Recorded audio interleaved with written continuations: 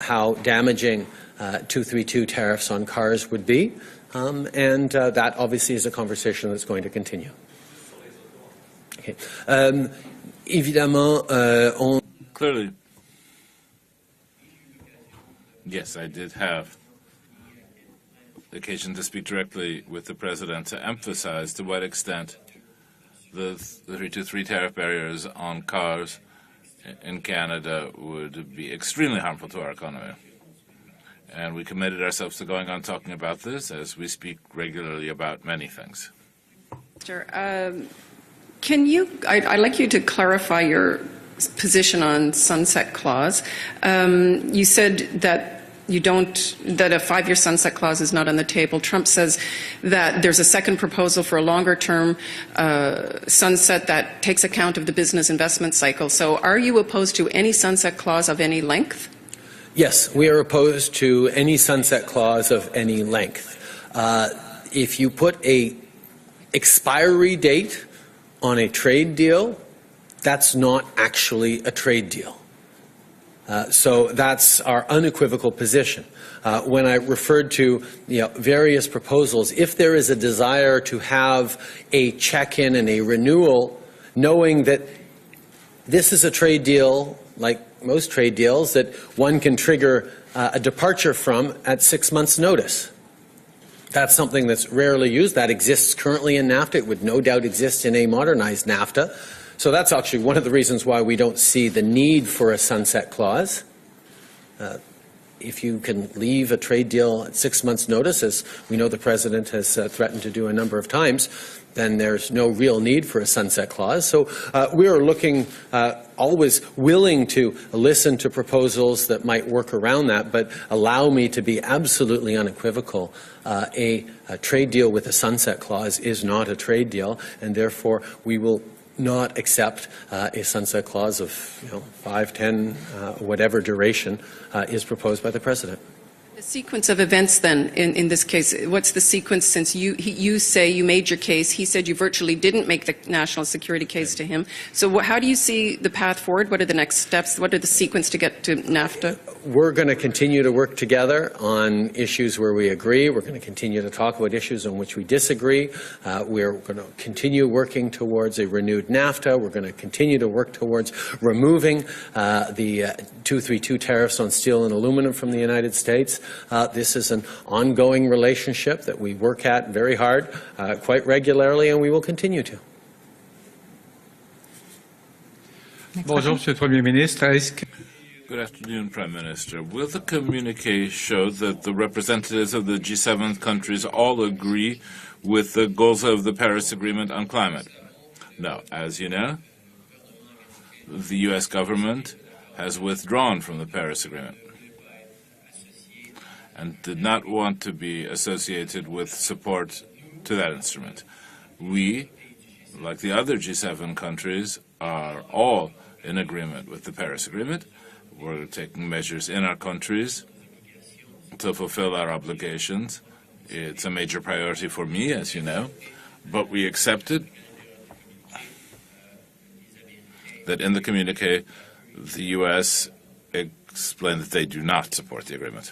Prime Minister, what did you say to President Trump about his desire to bring Russia back into the G7, and what do you think about that? I said very simply that it is not something we are even remotely interested in looking at this time, to have Russia return into the G7. J'ai dit très clairement. I said very clearly to the President and to others that it was not something that interested us at all to see Russia come back to the G7. Next question. Hi, Prime Minister. At the start of the summit, Donald Tusk said that he thinks the U.S.'s actions are threatening the world order, the world rules-based order. Do you share that worry? I think we have right now citizens around the world who are anxious about their futures, about their kids' futures, and that leads to different paths. It leads to political uncertainty. It leads to a turn towards authoritarianism in certain non-G7 countries. it leads to consequences that are troubling for all of us.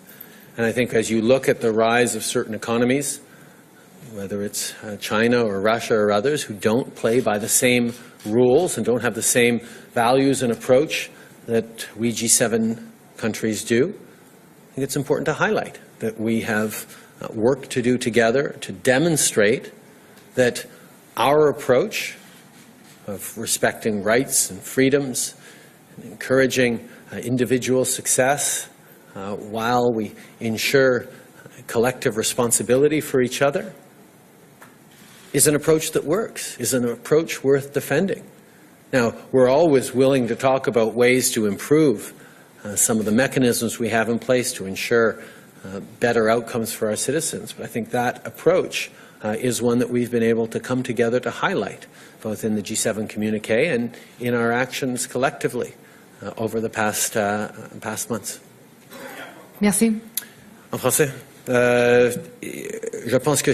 Well, I think it's clear that there's a lot of anxiety in the world when people see an uncertain future for themselves or their children. We see all kinds of unpredictable things in political systems, an increase in authoritarianism and totalitarianism. I'm a bit tired, please excuse me, says the Prime Minister.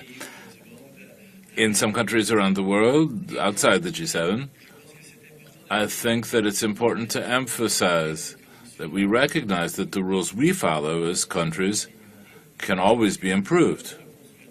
But we need to go on working to reassure our citizens and to show them that we are here to make stability a success while allowing freedoms to exist, human rights, the possibility to succeed and to be here for one another. These are values that we have as G7 countries, and we owe it to ourselves to defend the system according to the rules we play by.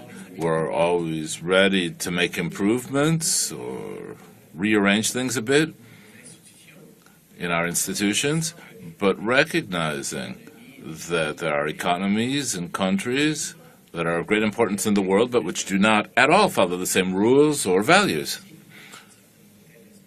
And China and Russia are at the head of that list, if you will. It's important if we want to go on working together to show that we have the right approach as governments, not just for us as governments, but for the citizens who we help every day.